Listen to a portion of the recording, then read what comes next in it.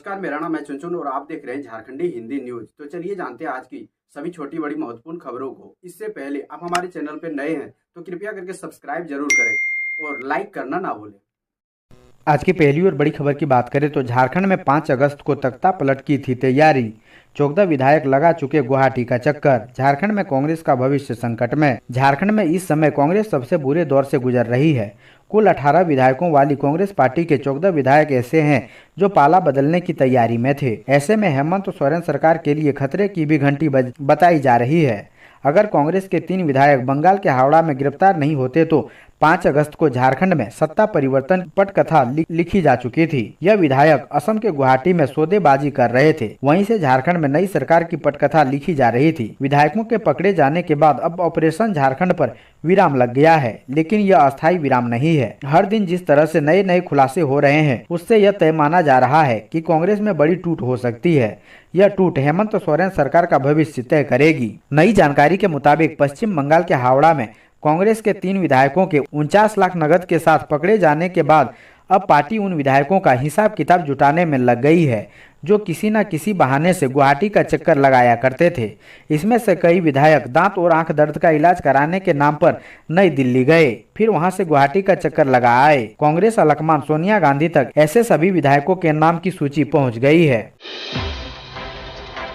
अगली बड़ी खबर की बात करें तो सुप्रीम कोर्ट ने कहा झारखंड सरकार की 2016 की नियोजन नीति को असंवैधानिक ठहराने का हाईकोर्ट का फैसला सही। सुप्रीम कोर्ट ने झारखंड हाईकोर्ट के उस फैसले को सही ठहराया है जिसमें हाईकोर्ट ने राज्य सरकार की 2016 की नियोजन नीति को असंवैधानिक ठहराते हुए रद्द कर दिया था। Justice MR. शाह की अध्यक्षता वाली बेंच ने झारखंड सरकार को कॉमन मेरिट लिस्ट बनाने का निर्देश दिया। शिक्षक सत्यजीत कुमार एवं अन्य की ओर से सुप्रीम कोर्ट में याचिका दायर की गई थी। याचिका में झारखंड हाईकोर्ट के 21 सितंबर 2020 के आदेश को चुनौती दी गई थी। हाईकोर्ट ने राज्य सरकार की नियोजन नीति और हाई स्कूल शिक्षक नियुक्ति संबंधी विज्ञापन को चुनौती देने वाली याचिका पर सुनवाई करते हुए राज्य सरकार की नियोजन नीति को असंवैधानिक करार देते हुए उसे निरस्त कर दिया था। हाईकोर्ट 13 अनुसूचित जिलों में नियुक्त शिक्षकों की नियुक्ति को रद्द कर दिया था। हाईकोर्ट ने गैर अनुसूचित जिलों के 8,423 पदों पर नए सिरे से शिक्षकों की नियुक्ति प्रक्रिया शुरू करने का आदेश दिया था। अगली बड़ी खबर की बात करें तो झारखंड में बीते 105 दिनों में 1.68 लाख टन बालू जब्त, 726 एफआईआर हुए, लाखों रुपए जुर्माना भी वसूला। अवैध खनन के खिलाफ झारखंड पुलिस लगातार कार्रवाई कर रही है। कार्रवाई के डर से खनन माफिया अलर्ट तो होते हैं लेकिन अवैध काम चालू रखते हैं। खासकर झारखंड में इन दिनों अवैध बालू खनन खासा चर्चा में है। पिछले 105 दिनों के दौरान राज्य के अलग अलग जिलों में पुलिस ने कार्रवाई करते हुए 1.68 लाख टन बालू जब्त किया है। इसके अलावा पुलिस ने कार्रवाई करते हुए 726 एफआईआर भी दर्ज किया है। साथ ही 1806 वाहनों को भी जब्त किया है। वहीं जुर्माना के रूप में करीब 3 लाख रुपए भी वसूले गए हैं। राज्य में बड़े पैमाने पर अवैध खनन और कई इलाकों में खनिजों के अवैध परिवहन को लेकर शिकायतें मिल रही थी, जिसके बाद सीएम हेमंत सोरेन ने अधिकारियों को 1 जून से 15 जून तक विशेष अभियान चलाते हुए कार्रवाई करने के निर्देश दिए थे। अगली बड़ी खबर की बात करें तो सुप्रीम कोर्ट का बड़ा झटका, झारखंड की नियोजन नीति और संवैधानिक नहीं हटेंगे नियुक्त हुए शिक्षक। सुप्रीम कोर्ट ने भी वर्ष 2016 में बनी राज्य सरकार की नियोजन नीति को असंवैधानिक करार दिया है, लेकिन इस नीति से अनुसूचित जिलों में नियुक्त शिक्षकों की नियुक्ति को सुरक्षित कर दिया है। यानी अनुसूचित जिलों में जिन शिक्षकों की नियुक्ति हो गई है उनकी सेवा बरकरार रहेगी। अदालत ने कहा कि आदिवासी बहुल क्षेत्रों में शिक्षकों की कमी है। ऐसे में अगर नियुक्ति किए गए शिक्षकों को हटाने का आदेश देते हैं तो इससे वहां के छात्रों का नुकसान होगा। इसलिए जनहित को देखते हुए उनकी नियुक्ति को बरकरार रखी जाती है। अगली बड़ी खबर की बात करें तो स्कूल में बहाल होंगे जनजातीय भाषा के शिक्षक, बीआरपी सीआरपी होंगे अस्थायी। हेमंत सरकार ने बनाई कमेटी। झारखंड के +2 स्कूलों में आवश्यकता के अनुसार जनजातीय एवं क्षेत्रीय भाषाओं के शिक्षकों के पद सृजित होंगे। राज्य सरकार इसे लेकर स्कूलों का सैंपल सर्वेक्षण कराएगी। इस कवायद में 6 सदस्यीय कमेटी गठित की गई है जो 1 माह के भीतर राज्य सरकार को रिपोर्ट सौंपेगी। इस रिपोर्ट के आधार पर न केवल शिक्षकों के नए पद सृजित किए जाएंगे बल्कि अनावश्यक पद खत्म भी किए जाएंगे। विधायक शिल्पी नेहा तिर्की के अल्पसूचित प्रश्न के जवाब में राज्य सरकार की ओर से संसदीय कार्य मंत्री आलमगीर आलम ने यह जानकारी दी। विधायक निर्वाचित होने के बाद नेहा तिर्की का सदन में पहला सवाल था। अगली बड़ी खबर की बात करें तो आईएएस बनने की खबर फैलाकर युवक ने सीएम हेमंत सोरेन से लिया सम्मान। खुलासा होने पर केस दर्ज। इन दिनों झारखंड के सौरभ पांडे खूब सुर्खियों में है। दरअसल सौरभ पांडे फर्जी IAS बनकर प्रदेश के मुख्यमंत्री हेमंत सोरेन से मिलने तक जा पहुंचा। यही नहीं, सौरभ पांडे ने उत्तर प्रदेश के कुमार सौरभ को UPSC में मिली 357वीं रैंक को अपनी रैंक बताकर मुख्यमंत्री हेमंत सोरेन के हाथों सम्मान लिया और CM के साथ भी खाना खाया। लेकिन इस पूरे मामले के सामने आने के बाद पलामू जिले के पांडु का रहने वाला कुमार सौरभ पांडे बुरी तरह फंस गया। इस फर्जीवाड़े को लेकर सौरभ के खिलाफ पांडु थाना में प्राथमिकी दर्ज कराई है। दरअसल पलामू का रहने वाला सौरभ पांडे भी UPSC की तैयारी कर रहा था, लेकिन उसे सफलता नहीं मिल पाई। उधर 30 मई 2022 को UPSC 2021 की परीक्षा के रिजल्ट के बाद उसने खुद के सफल होने की खबर फैला दी। साथ ही उसने UPSC मुख्यालय के पास सूट टाई वाली अपनी फोटो भी कई जगहों पर शेयर कर दी। ऐसे में पलामू जिले में जगह जगह उसे सम्मानित किया गया। इतना ही नहीं, झारखंड से UPSC में सफल प्रतिभागियों को सम्मानित करने के लिए राज्य सरकार ने जिला प्रशासन के माध्यम से रांची बुलाया। 26 जुलाई को रांची में मुख्यमंत्री हेमंत सोरेन ने सबको प्रशस्ति पत्र सौंपकर सम्मानित किया और साथ में खाना भी खाया। इसके बाद पता चला कि कुमार सौरभ असली सफल प्रतिभागी नहीं है। 357वां रैंक लाने वाले यूपी का कुमार सौरभ है, जिसके बाद शुक्रवार देर शाम प्राथमिकी दर्ज हुई। उसके खिलाफ धोखाधड़ी के विभिन्न धाराओं के तहत प्राथमिकी दर्ज कराई गई है। अगली बड़ी खबर की बात करें तो असम के CM के साथ कांग्रेस MLA की तस्वीर आई सामने। जाने क्या बोली बीजेपी। झारखंड में झामुमो और कांग्रेस गठबंधन की सरकार गिराने के आरोपों के बीच नया ट्विस्ट आ गया है।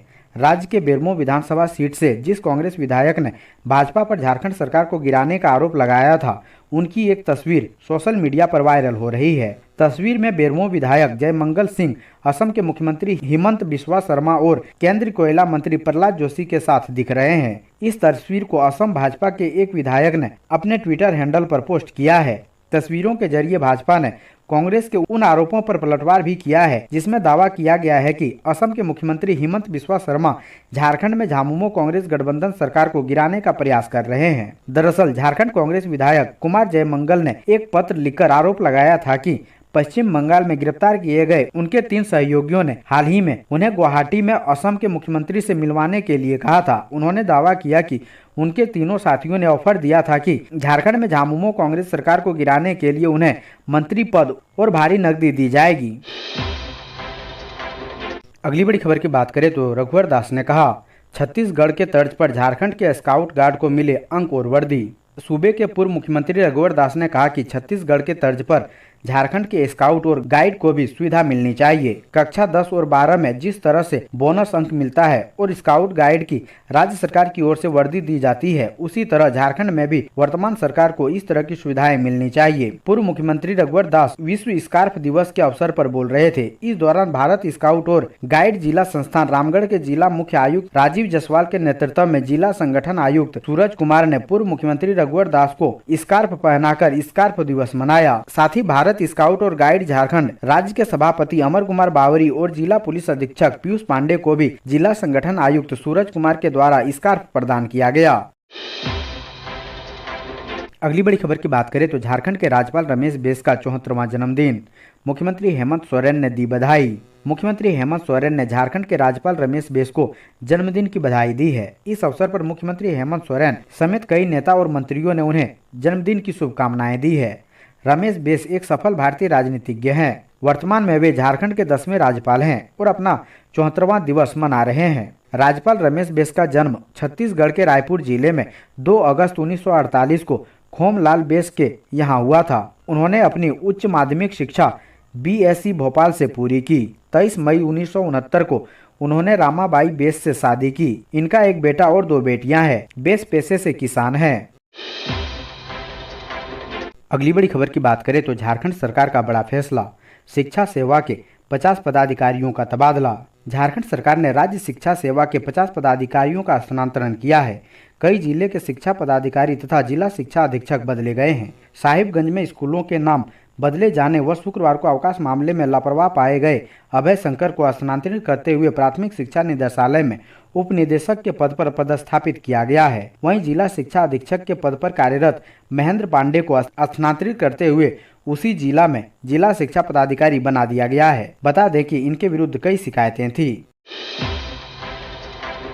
अगली बड़ी खबर की बात करें तो झारखंड के जमुआ में मिला मंकी पॉक्स का संदिग्ध मरीज, देवघर के मरीज का सैंपल नेगेटिव। झारखंड के गिरिडीह जिले में अब मंकी पॉक्स का मामला सामने आया है। हालांकि अभी चिकित्सक इसे मंकी पॉक्स का संदिग्ध मरीज मान रहे हैं। स्वाब जांच के लिए मरीज का सैंपल पुणे भेजा जा रहा है।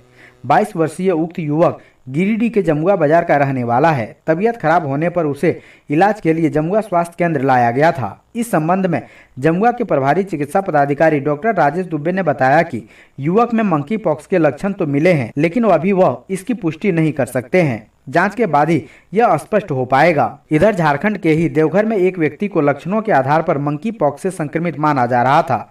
देवघर शहरी क्षेत्र में रहने वाले 55 वर्षीय इस व्यक्ति का सैंपल 29 जुलाई को जांच के लिए भेजा गया था। 1 अगस्त को उसकी रिपोर्ट नेगेटिव आ चुकी है। इसके बाद जिला प्रशासन और स्वास्थ्य विभाग ने राहत की सांस ली। अगली बड़ी खबर की बात करें तो कैश कांड में गिरफ्तार इरफान अंसारी के पिता ने खोली कांग्रेस की पोल। कहा सरकार गिराने की साजिश में और नेता भी। गाड़ी में रुपये बरामदगी मामले और झारखंड की सरकार गिराने की साजिश में जेल में बंद विधायक इरफान अंसारी के पिता फुरकान अंसारी ने कुछ तस्वीरें जारी कर कांग्रेस पर सवाल खड़े किए हैं। फुरकान अंसारी पूर्व में सांसद भी रह चुके हैं। तस्वीर जारी करते हुए उन्होंने कांग्रेस पार्टी की अंतरिम गुटबाजी की पोल खोल कर रख दी है। तस्वीरों में कांग्रेस विधायक जय मंगल उर्फ अनूप सिंह असम के मुख्यमंत्री हेमंत बिस्वा के साथ नजर आ रहे हैं। केंद्रीय मंत्री प्रहलाद जोशी के साथ बैठे हैं। फुरकान अंसारी ने दावा किया है कि इन तस्वीरों से साफ है कि सरकार को अस्थिर करने में अनूप सिंह अहम भूमिका निभा रहे हैं। उन्होंने कहा कि बीजेपी से हेमंत सरकार को खतरा नहीं है, बल्कि कांग्रेस अंतर्कलह में फंसी है। पूर्व सांसद फुरकान अंसारी ने कहा कि जिस तरह प्राथमिकी दर्ज कराई गई है, इससे साफ पता चलता है कि साजिश के तहत फंसाने की कोशिश की गई है। उन्होंने प्राथमिकी दर्ज करने वाले विधायक अनूप सिंह पर आरोप लगाते हुए कहा कि प्राथमिकी दर्ज करने की तारीख भी ठीक से नहीं लिखी गई है। अनूप सिंह की बात नहीं बनी तो साजिश रच दी। अगली बड़ी खबर की बात करें तो इलाज के लिए विदेश जा सकते हैं लालू। सीबीआई की स्पेशल कोर्ट ने दी अनुमति। बिहार के पूर्व मुख्यमंत्री और आरजेडी प्रमुख लालू प्रसाद यादव के इलाज कराने के लिए विदेश जाने का रास्ता साफ हो गया है। लालू प्रसाद को पटना के सिविल कोर्ट स्थित सीबीआई की विशेष अदालत ने उनके पासपोर्ट रिन्यूअल कराने की अनुमति दे दी है। कोर्ट से अनुमति मिलने के बाद अब लालू प्रसाद किडनी से जुड़ी समस्याओं के इलाज के लिए सिंगापुर जा सकते हैं। दरअसल लालू प्रसाद के वकील सुधीर कुमार सिन्हा ने सीबीआई कोर्ट से उनकी पासपोर्ट के नवीनीकरण करने की अनुमति मांगी थी, जिसमें कोर्ट ने यह आदेश दिया है। लालू प्रसाद पर चारा घोटाला का एक मामला पटना में सीबीआई की विशेष अदालत में लंबित है। इस मामले में अभियोजन पक्ष की गवाही के लिए अदालत ने 10 अगस्त 2022 की तारीख तय की है। अगली बड़ी खबर की बात करें तो रांची एयरपोर्ट को लगातार मिल रही उड़ाने की धमकी मामले में एक संदिग्ध हिरासत में तो दूसरे की तलाश। बिरसा मुंडा एयरपोर्ट को लगातार उड़ाने की धमकी दी जा रही है। इस धमकी से रांची पुलिस और एयरपोर्ट अथॉरिटी दोनों परेशान है। एक सप्ताह में 4 बार रांची एयरपोर्ट को उड़ाने की धमकी दे दी गई है। इस मामले में पुलिस ने एक संदिग्ध को हिरासत में लिया है, लेकिन अब तक मुख्य आरोपी पुलिस के गिरफ्त में नहीं आ सका है। रांची पुलिस के अधिकारियों के मुताबिक जिस व्यक्ति द्वारा लगातार रांची एयरपोर्ट को उड़ाने की धमकी दी जा रही है, उसकी पहचान हो चुकी है। उसकी गिरफ्तारी को लेकर पुलिस छापेमारी कर रही है, लेकिन आरोपी पुलिस के हाथ नहीं लग रहा है। मिली जानकारी के अनुसार जिस व्यक्ति द्वारा लगातार रांची एयरपोर्ट को उड़ाने की धमकी दी जा रही है, वह एक सिरफरा व्यक्ति है, लेकिन तकनीकी रूप से दक्ष है। तकनीकी रूप से दक्ष होने की वजह से ही पुलिस को चकमा देने में कामयाब हो रहा है। रांची पुलिस ने उस व्यक्ति को हिरासत में लिया है जिसके नाम से धमकी देने वाला सिम कार्ड लिया गया है। हालांकि हिरासत में लिए गए व्यक्ति इस बात से अनजान है कि उनके नाम का सिम कार्ड कैसे कोई दूसरा यूज कर रहा है। फिलहाल पुलिस हिरासत में लिए संदिग्ध से पूछताछ कर रही है। अगली बड़ी खबर की बात करें तो दुमका के सरकारी स्कूलों में गुणात्मक सुधार का दावा फेल। एक शिक्षक के भरोसे चल रहे हैं कई स्कूल। दुमका के सरकारी स्कूलों का हाल बेहद खराब है।